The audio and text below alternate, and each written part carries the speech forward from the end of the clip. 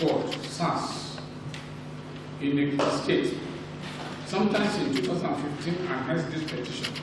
The complainant who gave sworn evidence before this panel as SW1 stated that on 12 February 2015, at about 4 p.m., he was in the meeting of APC with other members of Igbemo ward when he saw 4 Hilux vans full of SARS officers who he identified by their guns and their uniforms with bullet proofs. 2 of them came down and went to the picture of President Buhari, which was there, and started to tear it.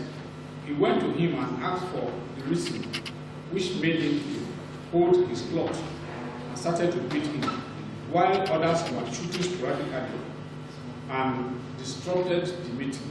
He then ran away. He went further to state that at about 12 midnight of that day, he saw some Hilux vans in front of his house with their full lights on. He became afraid and ran under the bed as they were knocking the door. He would not know what happened to the lorry parked in front of his house, which reversed back and hit a pillar of the house,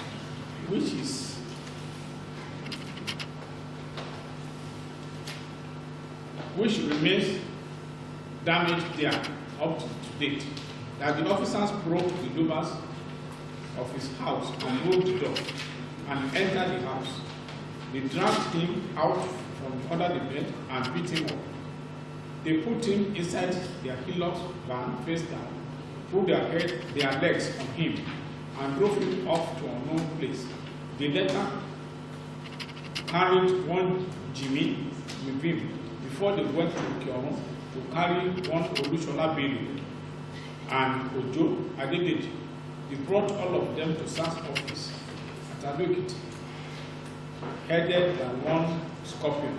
According to him, the people were looking for their whereabouts without success, but they saw one policeman who is a native of Igbemo-Ekiti, and he used his phone to call his people. The party leaders, to which Chief Olatubosun, Akim, and Odu, came to the station to bail him, and he came home. He was informed that they paid a sum of 200,000 naira for his bail.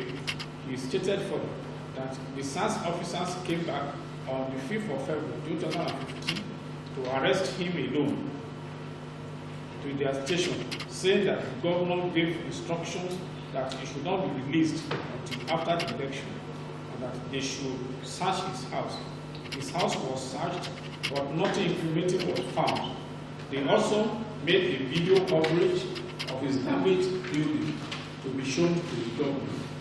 That as they were coming back, they stopped between Afao and Igbemo-Ekiti and asked him to call his people at home to bring money. He then called his wife and described where he put money with the instruction that he should bring the money. She came with only 40,000 naira, and the officers took 30,000 naira out of it inside the vehicle and told him that if Buhari did not win the election, he should leave the town in his own interest for the next 4 years. He later spent 50,000 naira, 150,000 naira to repair the rubber blades and the other things that were damaged in his house. He bought drugs worth 10,000 naira to treat himself. He came to seek redress at the Human Rights Office to no avail. He tendered a copy of the complaint, and it was admitted with his annexures as Exhibit A to A5. He stated that his wife did not see the 160,000 naira he kept in his house before his second arrest, and prayed the panel not to allow him suffer for nothing. One cross-examined, he stated that the lorry was owned by his brother, and that he did not state the issue of the lorry in his petition. He did not state the issue of 160,000 naira in his petition. The issue of 30,000 naira that he paid, and long after Road is not also stated in his petition, and the fact that the repair his damaged house for 150,000 naira is not also stated in his complaint. The same thing is the issue of the 10,000 naira he spent on drugs. He will not know why his lawyer did not put or include these issues in his complaint before this panel. He concluded by saying that Buhari won the election and they have been living peacefully, which made him to be happy. Mr. Osobu, counsel to the defendant, rested his case on that of the complainant and called no witness. We have considered the facts before this panel, and we found that the issues of the 30,000 naira paid in the car along Ado Afar Road, the 160,000 naira that was lost in the house of the complainant, and the issue of 150,000 naira he said he used to repair his house were not substantiated and that they were afterthoughts. We recommend a sum of 100,000 naira for his bail, for the money he paid for his bail.